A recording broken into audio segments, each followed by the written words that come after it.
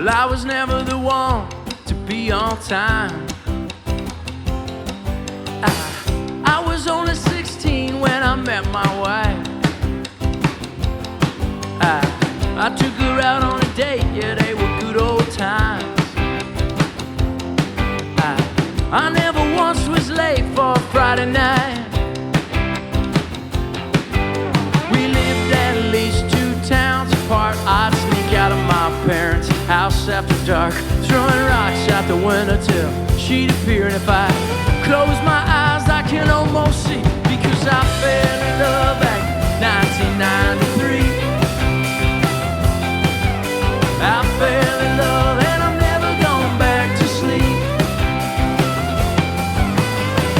So I told her I did, and she says she did too. We got a 2-room apartment and ate takeout food. It wasn't even a year and we were on our way. The doctor says it's a girl, and have you picked a name? And if she meets some boy 2 towns apart, I'll be up till dawn watching for his car. But for now I'm up every night and day. Hell, I wouldn't have it any other way, because I fell in love back in 1993. I fell in love and I'm never going back to sleep. The sweet little thing got me wrapped around her finger.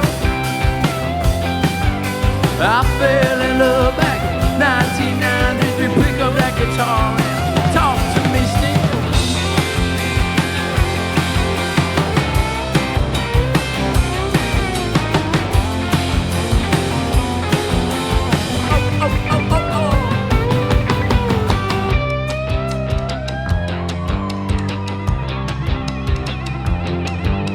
I'd like to introduce you to the Sixers now.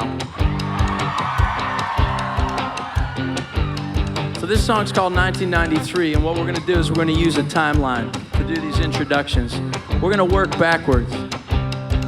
So, in 2010, my friend Chip, who I'd met in an incredible band called the Alternate Roots that we've been friends with for years,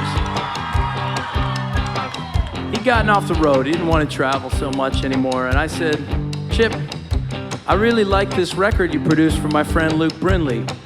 Would you consider maybe coming out on a cruise ship with us? You don't have to do any work. We're just going to be playing this thing. Just come on out.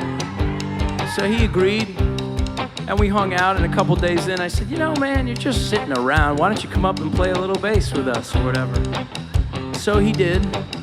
And shortly thereafter, we went overseas to play some shows for our armed forces. And I said, you know, Chip, it's kind of your duty to your country to come play with the Sixers, I think. So why don't you just come over and do these things? It'll just be a week, learn a few more tunes. And towards the end of that, you know, we were hanging out. I said, Chip, why don't you just learn like another 40, 50 songs and come on the road with us? And he agreed, and that was one of the best things that happened that year. Give it up for Chip Johnson.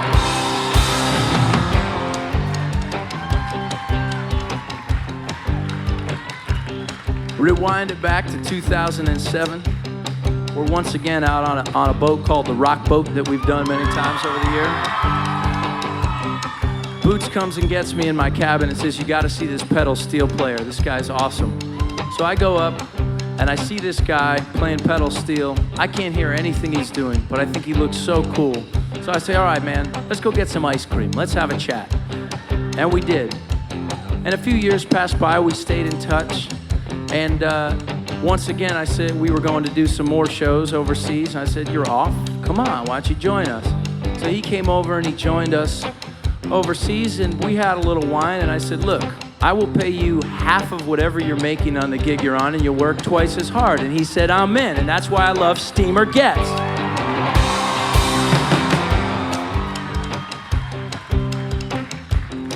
Now we're gonna kick it back to about 2001. I'm in Boston, Massachusetts. I played my first ever sold out show. It's my birthday. the band quits right after the gig. They said, you know, man, we can't do this for that much money, because they were getting $50 each. But I didn't have any money, so I gave them what I had, and I said, all right. So I'm driving down the highway, kind of concerned about my future in music, thinking, where am I going to find somebody to play with? And I stop at a rest stop, and I see this guy who I'd recognize from campus, and he's wearing a sweater tucked into his blue jeans. He's got a long ponytail. He's got clogs on. I mean, he looks rough, you know? But I had heard he was a really good musician, and what I had heard was absolutely correct, and it was a great thing that I got to meet Goose Carlson.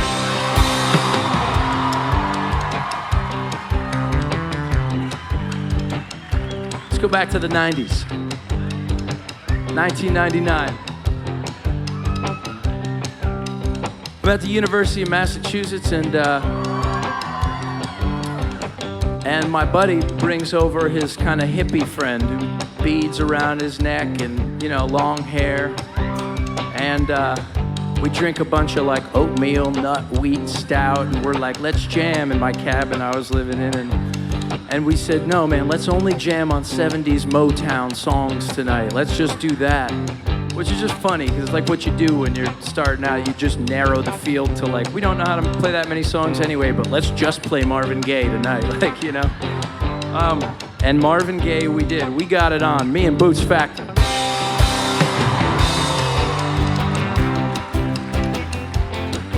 So I blink my eyes and I'm thinking that this can't be right. That little miss became a woman overnight.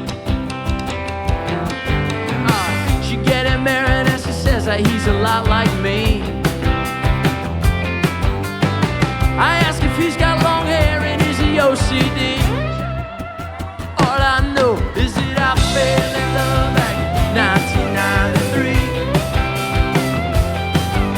I fell in love and I'm never going back to sleep. I still like your conversation and you still look good to me. This thing all started back in 1993. Yeah, yeah, I fell in love back in 1993. I fell in love back in 1993. Oh, I said this thing all started back in 1993.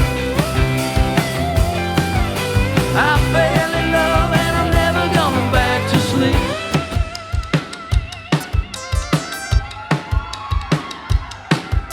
This all started back in 1993.